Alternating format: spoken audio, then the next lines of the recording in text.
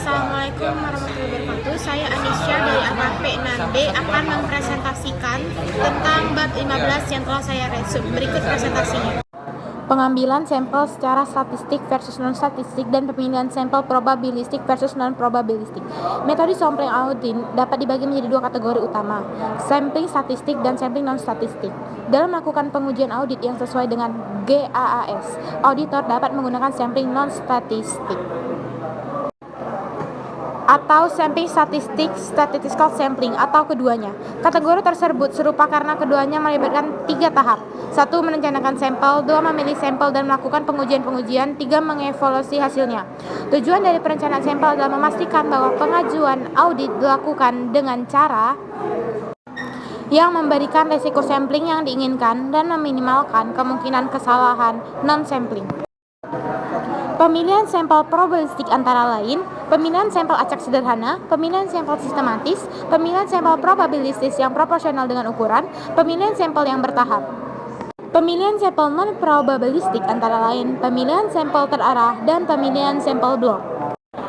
Metode pemilihan sampel non-probabilistik. 1. Metode pemilihan sampel probabilistik. Terdapat 4 metode dalam penarikan sampel probabilitas. Metode dalam pemilihan sampel probabilitas antara lain 1. Sampel acak sederhana. Metode sampel acak sederhana mendapatkan suatu prosedur yang memungkinkan setiap elemen dalam populasi akan memiliki peluang yang sama untuk dijadikan sampel. B. Kedua, sampel bersastra. Metode penarikan sampel bersastra merupakan suatu prosedur penarikan sampel bertata yang dalam hal ini suatu subsampel acak sederhana ditarik dari setiap strata yang kurang lebih sama dalam beberapa karakteristik. Ada 2 macam penarikan sampel berstrata, yaitu proporsional dan non-proporsional. Ketiga adalah sampel berkelompok. Metode penarikan data sampel berkelompok merupakan suatu prosedur penarikan sampel yang probabilitas yang memilih subpopulasi yang disebut klaster.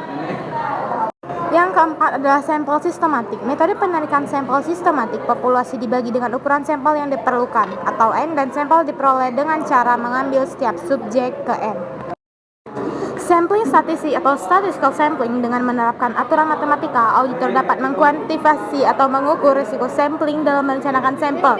Dicontohkan, Anda mungkin ingat di perhitungan hasil statistik dengan tingkat keyakinan 95% memberikan risiko sampling sebesar 5%. Di dalam sampel statistik diperlukan biaya yang tidak sedikit untuk mengimplementasikan sampel yang telah direncanakan. Namun demikian, sampling statistik harus menguntungkan auditor dalam pemilihan sampel probabilitas dan non-probabilistik. Pemilihan sampel probabilistik maupun non-probabilistik berada di tahap 2. Ketika menggunakan pemilihan sampel probabilistik, auditor memilih pos sampel secara acak sehingga setiap pos populasi memiliki probabilitas yang pasti dimasukkan pada sampel. Proses ini memerlukan kehati-hatian yang tinggi dan menggunakan beberapa metode. Dalam pemilihan sampel non-probabilistik, auditor memilih pos-pos sampel dengan menggunakan pertimbangan profesional daripada probabilistik. Auditor dapat menggunakan salah satu dari beberapa metode pemilihan sampel non-probabilistik.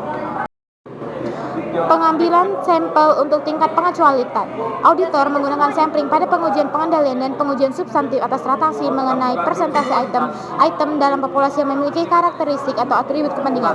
Persentase ini disebut sebagai tingkat kejadian atau tingkat pengecualian. Auditor sangat memperhatikan jenis pengecualian berikut dalam populasi data akuntansi. A. Menyimpan atau deviasi dari pengendalian terapkan klien. B. Salah saji moneter dalam populasi transaksi. C. Salah saji moneter dalam rincian transaksi saldo akun. Tingkat pengecualian dalam suatu sampel akan digunakan untuk mengestimasi tingkat pengecualian dalam populasi yang merupakan estimating auditor atas tingkat pengecualian populasi. Istilah pengecualian harus dipahami sebagai mengacu pada deviasi dari prosedur pengendalian klien maupun jumlah yang salah secara moneter.